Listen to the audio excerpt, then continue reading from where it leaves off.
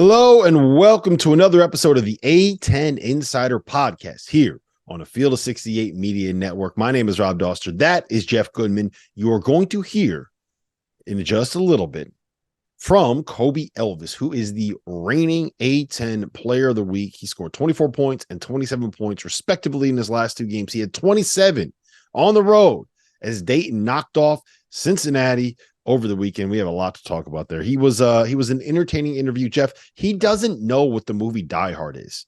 I asked him if Die Hard was a Christmas movie. He said, "Who's in Die Hard?" And then I said, "Bruce Willis." And he said, "Bruce Willis." Bruce Willis. And I've never felt older in my entire life. But shout out to Kobe Ellis. That was a fun interview. Good kid, good program, good team. They're winning a lot of games. We do have to talk about Dayton here. And I want to figure out from you whether or not you think this George Mason start is real, because it seems like it's very, very real. And it seems like that is going to be a team we got to pay attention to for a long time. But first and foremost, tomorrow night, Thursday night, you get to see your St. Joseph's Hawks. They are 9-2. They just beat Iona by 25 in New Rochelle. Eric Reynolds had 26 in the game. We heard from Billy Lang last week on this podcast. How excited are you, Jeff? I haven't seen you this giddy to see a game since the first time you made it to Charleston and you started talking about our city. I get to go see Charleston. I'm going to go watch the Cougars. Pat Kelsey this, Pat Kelsey that. Well, and now you're talking about St. Joe's like that. They have usurped our city as your favorite program in college basketball. Is that true? Are we that far? I love them. I love Eric Reynolds. You've seen it with me. Like, I love Eric Reynolds. I can't wait to see him in person down in our city here. In Charleston. I think they're going to win this game on the road.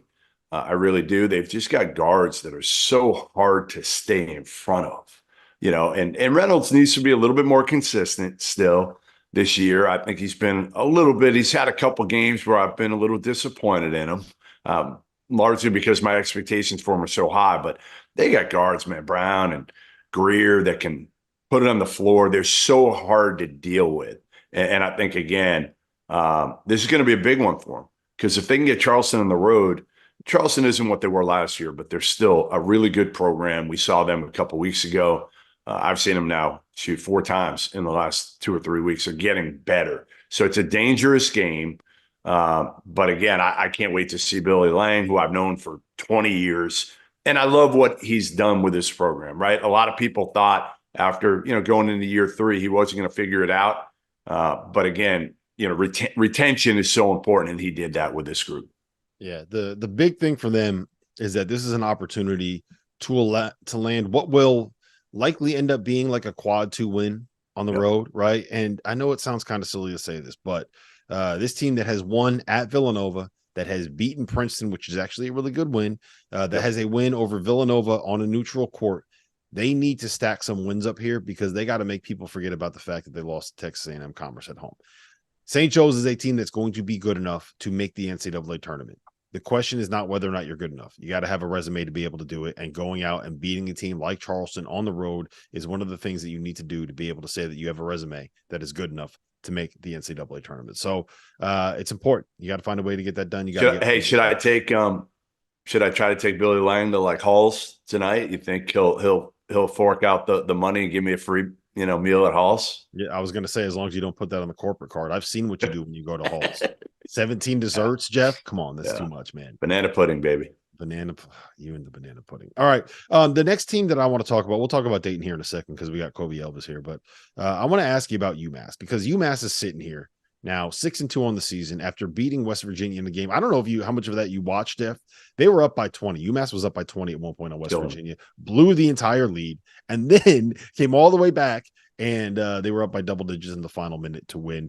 Josh Cohen, you heard from him earlier. I think it was 2 weeks ago now on this podcast. Smart kid, bright kid, entertaining kid, very good player. Had 19 against West Virginia. He was the best big man on the floor, holding Jesse Edwards, who was the $800,000 man, $600,000 man, the six-figure man. 600, I think. The six-figure man at West Virginia to 1 for 7 shooting, 2 points, 3 boards, and most importantly, 4 fouls. So Matt Cross has been awesome this year. This looks like a team that has a chance to be able to make a little bit of noise. I don't think anyone should be surprised that Frank Martin has gotten UMass to this point, but he's gotten UMass to this point.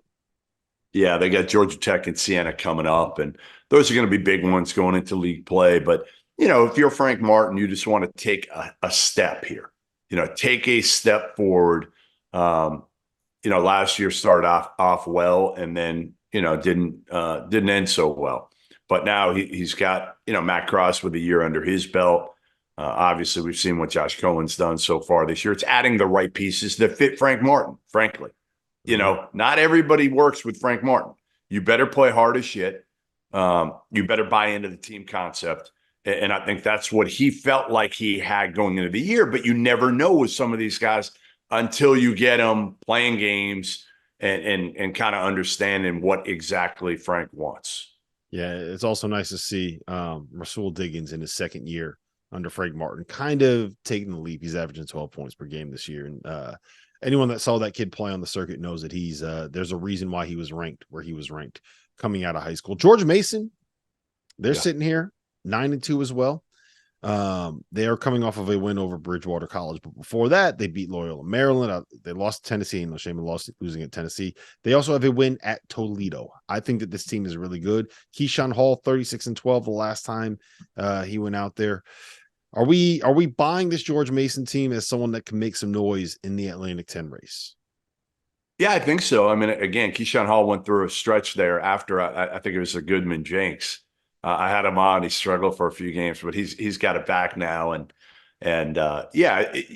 think again, you look at what Tony Skinn's done, bringing in a guy like him who didn't get quite as much run at his previous stop. Now he's getting a chance to play through his mistakes, right? To get a ton of reps in. So now you're not thinking, okay, you get out there for a few minutes, you miss a couple shots, you're going to be pulled. It's you're playing freer, and that's what I think he's able to do. Even some of those poor games, it's easier to bounce back from those when hey, listen, this team needs me. They're gonna use me and play through me. So I think they have a chance. Absolutely. The beauty of this A-10 this year is honestly, there's a lot of really good teams and there's a lot of uncertainty going into the year, like who's going to rise to the top. I love that right now with this league because last year they got off to a rough start in non-league play. This year they've kind of done what they're supposed to do. And I think you could see, again, a bunch of teams they're all kind of in the mix right now. We don't know how good UMass is. Can they get a top 3, 4, 5 spot? We don't know that. George Mason, Duquesne. Obviously, we know Dayton's going to be there at the end of the day because they're Dayton. But some of those other schools, you just don't know, like last year with Fordham. Yeah, I want to talk to you about Dayton because they are playing without Malachi Smith, which is, something they've done before. But they are sitting here now at 8-2 on the season, right? They have a win at Cincinnati. Well, not at Cincinnati, semi-road game on a neutral site against Cincinnati. They have a win at SMU, which is going to end up probably being a borderline quad 1 win. They have a win over St. John's on a neutral court. They have a win over LSU on a neutral court. Their only losses this season: Houston, number 1 team on KenPom, top 5 team in America, lost by 14. No shame in that. And at Northwestern, which is the same building that the Purdue Boilermakers took their only loss of the season. I think it's really, really impressive and speaks to how good of a coach Anthony Grant is that we're sitting here in a situation where, like, bracketologies right now have Dayton as like an 8-9 seed, considering that they lost their point guard, considering everything that this program has been through. Very impressive. Here's what I'll say too. Like, it was unfair.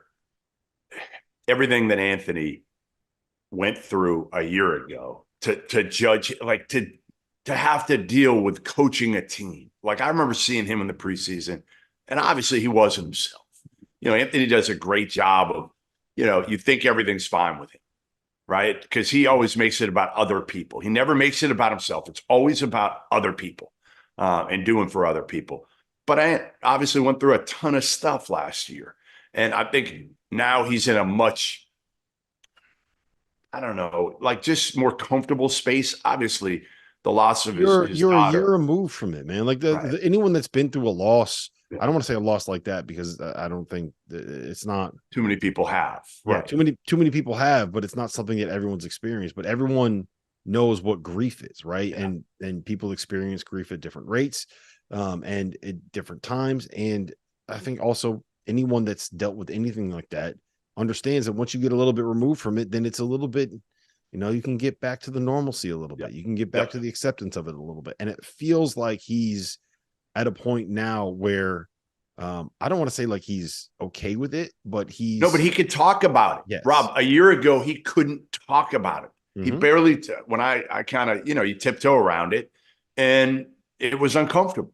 And now he's comfortable talking about it, which leads me to believe he's in a much better headspace than he was obviously a year ago. Well, I think it's very different now. He can handle, you know, the loss of Malachi Smith a lot easier than he could handle last year, the loss of multiple players, including Malachi to injury. So, again, I just think, well, I think this too, and I'm going to say it publicly.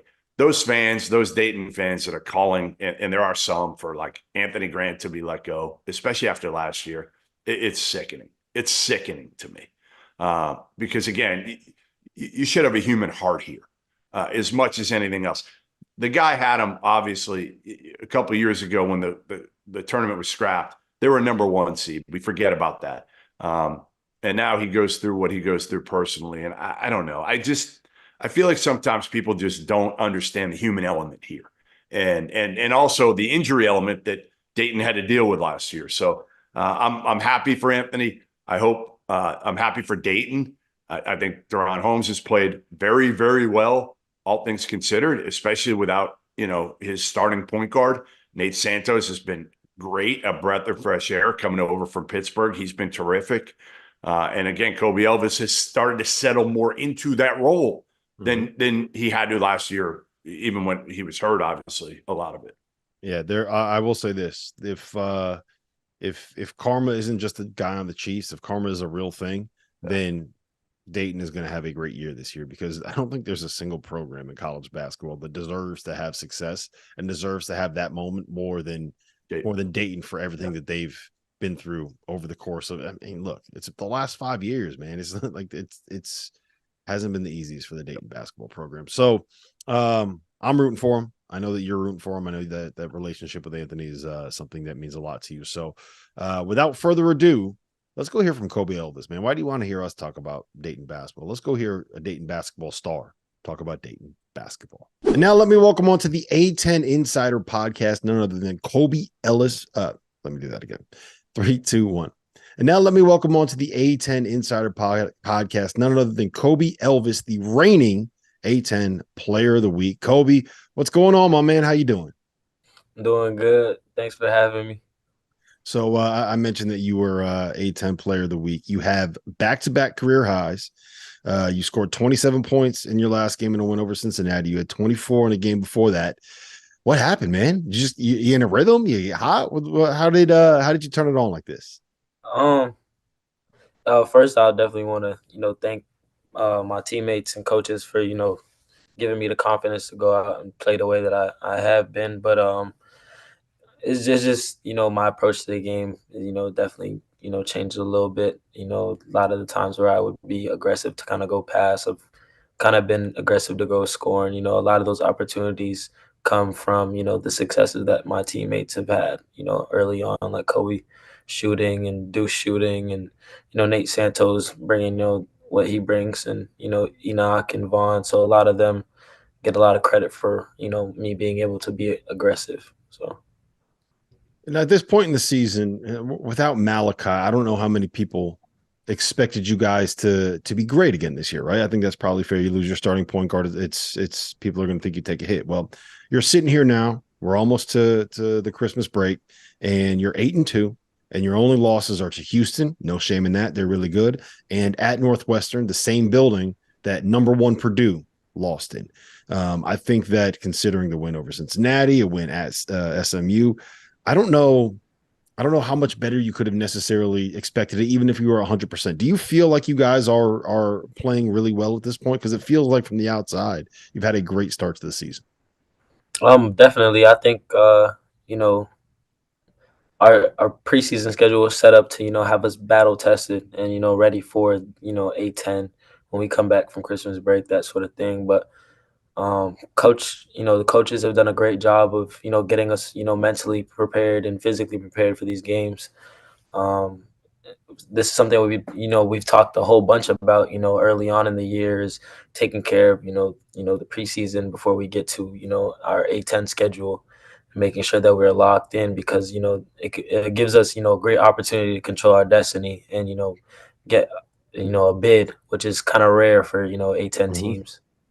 Yeah. So we're recording this on a Monday night, about 2 days before you guys play Oakland at home. And I believe, if I'm not wrong, 3 days before you get ready to go home and enjoy some Christmas time with the family, right? So after all of those big games that you just played, like we mentioned, LSU, St. John's, Houston, at SMU, at Northwestern, uh, you're through finals, right? And you're kind of here, and it's like you got one game left before you get ready to go. How do you get yourself like psyched up for practice when I'm going to be able to see my family, I'm going to be able to see my parents, going to be able to, have a little home cooked Christmas dinner. So how do you stay focused on the task at hand? Honestly, like, you got to be where your feet are. That's kind of the biggest thing, understanding, what's gonna help propel us to where we want to get when we come back. So definitely have to, drill it into our minds to kind of take care of business, handle this. And what better Christmas gift than to, walk away, on our home court with a win over, Oakland, and before we go back and see our families. So Yeah, that trip back home is going to be a lot better if it's coming off a W instead of coming off a L, right? yeah, because if I go home, my mom she won't make me not. So What's mention you're heading home. What's the holiday tradition you're looking forward to the most when you get back home? honestly, I'm gonna go spend, time with my girlfriend and her family, but um definitely, if I were to be going home, definitely this, traditional home cooked meal that my mom makes called pepper pot. It's kind of like a stew. Like there's a bread, that goes with it. And I love that dish. And I love, just getting time, spending time with my family. It's like as I got older, that doesn't happen as often as it used to. So You said pepper pot. yeah. What is you gotta elaborate on that now. I'm a food guy. Yeah. So my parents are, Guyanese, so it's a little Caribbean dish. I don't know how to, explain to you what's in there, but it's like a bunch of oxtail and a bunch of different foods thrown at you in the stew. So So what we decided is that I'm coming over for dinner at some point here. So tell uh, tell your mom send me a plate. um, uh, all right. So without Malachi, how has your role on this team and your role on this offense changed? um, you know, I'd say, I've been brought in to, kind of be a combo, go between the one and the two. But I guess, whenever Malachi, goes out, my minutes kind of bump up or ramp up at the one. And, I think, because of our previous experiences that, I've gotten much better at, decision making and being more comfortable in that role. Obviously, it's really unfortunate to, have my brother go out, the way he did that early on in the season. But yeah, I think more so just understanding, how, to be myself within that role and having guys like Vaughn who, obviously still young but very, very good at what he does, help me out and, help me be the best version of myself for the team. So Does it help that you've kind of dealt with stuff like this before? You guys have, obviously Malachi's been really unlucky when it comes to the injury front, man. I feel for him. But you guys have had the experience of playing without him before. Has that been something that's kind of helped you guys get through this a little bit? yeah, I'd say most definitely. I didn't do it as much last year I kind of, started off the year at the one spot and I had to deal with a bunch of pressure and being able to run the team and kind of find a balance. I kind of had to do that our first 2 years, so I definitely think I've kind of eased more into the role this year and have confidence in my ability to kind of help run the show. So it's also a lot easier having Big Deuce be able to bring it up, and we have our offense changed a little bit, so he's able to initiate some things too. So it's not always just ran through the one man, which is nice. Has it? You mentioned the offensive change. Like, how has that kind of developed over your time at Dayton? I'd say, as it kind of, I'd say it definitely grew as we grew as individuals. I'd say as Deuce grew into the player he is, as Mally started, before he got hurt. Coach kind of helped, formulate the offense around how guys have progressed over the summer and the work that they put in, the work that we've you know bought into, and try to understand who we are as individuals and how we can be, I guess, as a team. We went from playing 4-out-1 to being able to be 5 out. Five guys on the perimeter really opens up the middle. Now that we have a bunch of weapons that can shoot, pass, and take guys off the bounce, it definitely opens up a lot more. And I think the growth is there, and having 1 through 5 the ability to shoot and score on all three levels, I'd say. Do you feel at all, at least it feels from the outside, that the Dayton program has been a little bit snake bit, whether it's injuries, whether it's having a top 5 team with a top 10 pick? I know you weren't there at the time, but had the season get shut down when you have a team that can legitimately go out and win a national championship. It feels like, I mean, you guys made it to the finals of the A-10 tournament last year and came up a game short. Is that a motivating factor for you guys at all? Do you think about that? Because from the outside, when I think about the Dayton program, it's like the basketball gods kind of owe you one at this point. Man, trust me, I lose sleep over the VCU losses and that sort of thing. So yeah, it's about time we get one. I think this is kind of one of our best opportunities to go out and get one this year. But we can't dwell on the past too much. It's unfortunate that we've had injuries coming in front of our seasons and whatnot. But those are just excuses, I'd say. I think it goes to show the type of program that we have, that we've come as close as we've had through Mhm. all the adversity that we've had to deal with. But I if I went to go to talk to Mally or Deuce right now, none of them would say that's a good excuse and that we just got to be better. And we're doing our best to get that A-10 championship for the Flyer faithful. So You mentioned Deuce. I'm assuming that is Deron Holmes. How I feel like nationally he's getting a little bit more attention, but people still don't realize just how good this dude is and how good he's been his entire career there. So I want to ask you, what makes Deron Holmes so good at basketball? I think he just has a very very unique feel for the game. He's a person that you don't have to show him too much. He kind of goes out and just plays off how he feels. Like he can watch film, he does watch film, but I think you know a player's ability to react on the fly and kind of understand, hey, they're playing me this way, I'm gonna do X, Y, and Z, and help tell this person, like, when I do this, I want you to dive, I want you. I think that's what makes him so great, that he understands the game, understands where people are going to be, and is able to adapt on the fly. And his game has just developed tremendously. He went from not being able to deck it too much to being able to shoot dribble pull ups, shoot step back threes, and that sort of thing. So Mhm. So it's you phenomenal. mentioned some of like the basketball IQ stuff. Was that always there? You kind of expect that from upperclassmen that are really good, right? Like there's a certain level of basketball knowledge that you need to be able to succeed at the level that he does and that you do and that the Dayton program does.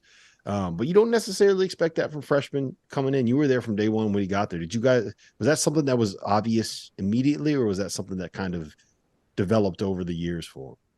Oftentimes with a lot of players like Deuce, like you see flashes of it. And I think, Mhm. freshman year he didn't have the ball in his hands too much. He had Malachi coming off pick and rolls and setting him up and giving him really, really easy ones.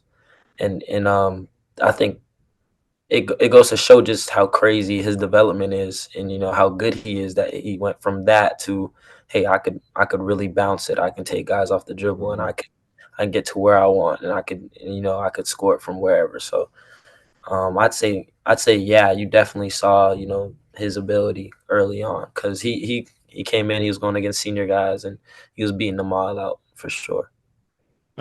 Nick Santos is a guy that has taken a pretty major leap this year. You know, obviously he transferred in over the summer, but I don't know how many people kind of nationally circled him and said, okay, this guy could be a game changer going into the Dayton program. What has he provided?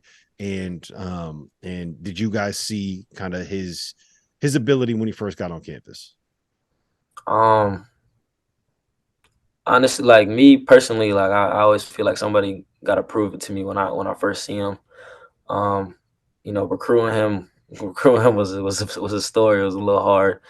Coaches always get us involved in guys' recruitment. So I had the ability to kind of really get to know him on a better level. Call him a couple times before he actually committed, which was nice. Talking to him and his mom.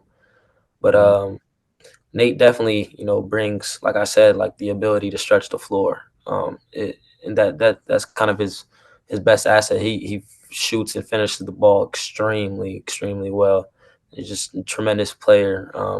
I think that's kind of his biggest piece where he's able to bring the fours out. Have to play him over past the 3-point line because he's a threat to shoot, but he's also a really great person at getting to the rim, finishing through contact, and yeah, like I said, like our ability to go from 4 out to now 5 out, or you have everybody around the 3-point line, everybody who's capable of shooting the ball. So It just makes you harder to guard, right? yeah, 10 times harder to guard. And as someone like you as a guard, when you have the 5 man out there and you got the 4 man out there, that paint looks a lot more open, doesn't it? It does. It really does. My eyes light up now. I All get right. I do want to ask you about Anthony Grant as well, because I think that he is underrated as well when it comes to how good he is, not just as like a guy that runs a program, but as a straight up X's and O's basketball coach. It feels like when you watch you guys play, you're always running something like NBA level offenses, NBA style offenses. And so talk to me about him. Talk to me about the impact he's had on you as a player and kind of on this program. Yeah, I think hands down we wouldn't be the program we are without Coach AG. So you know, just I think he understands what it means to be a flyer and a UD basketball player because he played here, and Mhm. he's kind of brought back the tradition of let's be great, let's go compete on a high level every day. And in terms of like offense wise, yeah, that just shows how good of a coach he is. He coached in the NBA for a while, head coach of some other great NCAA teams, right? So um, in terms of like just getting guys to understand and buy into, what's going to help make them the best person individually, but also how that's going to help tie into, the team aspect. But I definitely say Coach Grant's helped everybody's IQ, definitely in terms of understanding basketball. If you're on his team, you got to understand, basketball. You got to understand certain reads because he's drilling that into you, and he's a guy that he likes numbers, and he likes if he sees certain numbers work well, he's going to maybe stick to it, but for the right reasons, obviously. And he just, in terms of me and my development, he's helped me really understand and break down what I do well, what I don't do well, and how to stick with what I do well, and kind of help maintain that. So How important is, it's wild when you think about this, but this is year 7 for him at mm, Dayton. I'm sorry, year 8. No, year 7 for him at Dayton, and he hasn't played in an NCAA tournament yet, coaching an NCAA tournament yet for you guys. How much would that mean, knowing everything that he's gone through with his family? How much would that mean to be able to get him that opportunity, to get him that trip to the NCAA tournament, to get him that A-10 conference title? How much does that stuff motivate you guys? um like I don't want this to sound bad, but like I don't think anybody needs any external motivation in the past 2 years. Obviously, the stuff that's happened with him and his family is, very, hard to deal with. And, I'm super grateful that still have him here with us on the team and coaching us just as hard as he always has. And you can kind of see that it's helped get him through some things. It's helped provide a platform to help him with some things also, that, he did what they did with Ohio State early on in the year, kind of helped, impact, mental health and provide resources, that sort of thing. I mean, definitely, we're gonna play our butts off for him on a daily basis. I think the Flyer faithful can see that, and I hope he sees it too. Because we'll run through a wall for AG. All right, 3 more questions I got for you before we get out of here. The first one is this: what is your, I don't want to say your favorite, but what's the best road environment in the Atlantic 10? Best road environment in the A-10. Because there's Me some good personally, ones. I don't think people realize how good some of these venues are. Your home arena, starting things off. yeah, I'd definitely say we're the first. I'm just trying to think of where I played. Fordham was awesome when we went there last year. Um, St. Joe's was really good when we went there. I'm just trying to think With of. the guy that flaps his wings the entire game. Yeah, yeah, yeah. He's crazy. I don't know how he does that. But St. Joe's was definitely a fun environment. They packed it up when we went there, and then I think those would probably be my main two. I can't think Best of place another. to eat in and around Dayton. Best place to eat, Agnes. If everybody knows Agnes, go downtown, go get you some Agnes. It's the best spot. Drop The Kobe's name to make sure he gets that NIL deal, right? All right. Last one I got for you. Is Die Hard a Christmas movie? Die Hard. Have I even seen that? You haven't seen Die Hard? Oh, Kobe, what are we doing here? What are we doing? All right, that's I, your look here. This is your homework assignment. All right. Your homework assignment now is to go and watch Die Hard at some point during this break. I know you got time off. I know you're not going to be doing anything. You're not going to be going to classes. You're not going to have practice. You got to find Die Hard. You got to watch it. And we're going to have you on later on in the year. And you're going to tell us whether or not you think it's a Christmas movie. All right. who's the lead actor in it? Bruce Willis. Bruce Willis. Okay. I'm gonna do And my homework. yeah, you got to do. I'm going to hold you to this, Kobe. Listen, man, it's been a pleasure. I appreciate you jumping on. We're going to end it with this. What's the one thing that has to happen if we look up first week of March and Dayton is the A-10 regular season champion? What is the most important thing that has to happen for that to be the case? We gotta take care of us. I'd say that's it. We gotta keep the players healthy and keep the mentality. Keep the main thing. We gonna be good. Yeah, keep everybody healthy, man. No more sprained ankles, nothing like that. Get them taped up. Kobe, appreciate the time, man. Thank you. Yeah, thank you for having me.